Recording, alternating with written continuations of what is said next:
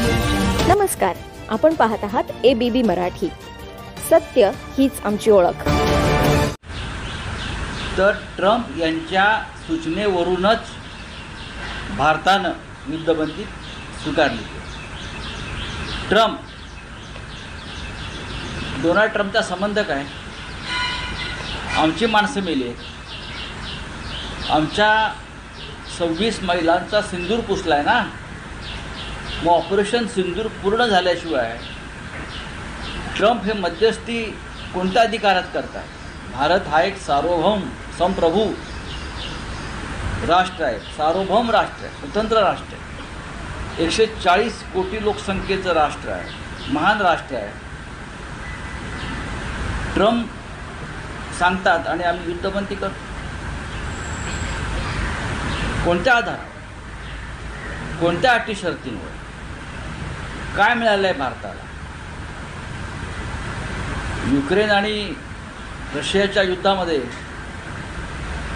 जाहिरात केल्यानंतर भाजपने पापाने वार रुकवा दिया, मिस्टर मोदी. मग आता अमेरिका के पापा ने वार रुकवा दिया क्या? पूरा बदला लेंगे, ये भाषा होती. पूरा बदला लेंगे, छोड़ेंगे नहीं, पाकिस्तान के टुकड़े करेंगे, पाकिस्तान के तुकडे करेंगे.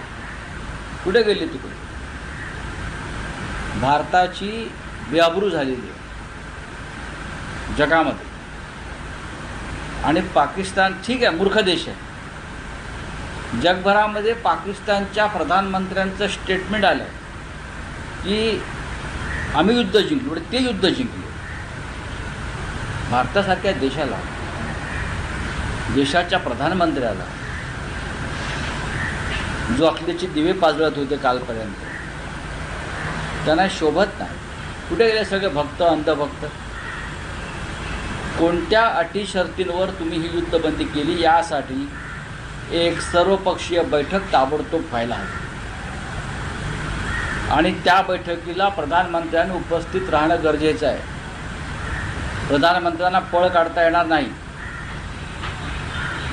युद्धबंदीची खरंच गरज होती का? पाकिस्तान काय लाहोर ताब्यात आलं, कराची ताब्यात आलं, इस्लामाबादमध्ये बॉम्ब टाकले, मग माघार घ्यायची गरज काय? ही वेळ अशी होती की पाकिस्तानला कायमस्वरूपी धडा शिकवण्याची वेळ असताना, संधी असताना, आणि भारतीय सैन्याचं मनोबल प्रचंड उंचावलेलं असताना देशाच्या राजकीय नेतृत्वानं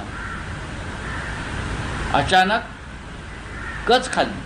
देशाच्या राजकीय नेतृत्वानं कच खाल्ली आणि आमच्या सैन्याचं आणि देशाचं मनोबल हे त्यांनी उद्ध्वस्त केलं. कोणासाठी? प्रेसिडेंट ट्रम्प त्याचा संबंध काय? एका सार्वभौम राष्ट्राच्या निर्णयामध्ये हस्तक्षेप करण्याचा प्रेसिडेंट ट्रम्पला अधिकार काय? आणि जे मिस्टर मोदी गुजरातचे मुख्यमंत्री असताना 26/11च्या हल्ल्यानंतर जेव्हा आपण युनोमध्ये गेलो पाकिस्तान विरुद्ध, जेव्हा ओबामाशी चर्चा केली, तेव्हा हेच मोदी सांगत होते, ओबामा के पास जाकर रो रहे हैं, ओबामा के पास जाकर रो रहे बचा दो. आता मोदी काय ट्रम्पकडे जाऊन लढत आहेत, अमित शहा ट्रम्पकडे जाऊन लढत आहेत. या देशाचा हुतात्म्यांचा, ज्या 26 माय भगिनींचा सिंदूर पुसला गेला, त्यांचा त्यागाचा केलेला हा अपमान आहे. हे सिंदूर बिंदूर हे सगळं राजकारण झूट आहे त्यांचं. मी आता स्पष्टपणे सांगतो, काही माघार घ्यायची गरज नव्हती. या क्षणी जेव्हा आपण एका टोकाला जाऊन पोचलेलो आहोत, तेव्हा अशा प्रकारचा अवसानघात करणं हे कोणाच्या तरी दबावाखाली कोणाला तरी फायदा पोचावा यासाठी ही युद्धबंदी जाहीर केली. सत्य हीच आमची ओळख. आपण पाहत आहात ABB न्यूज मराठी.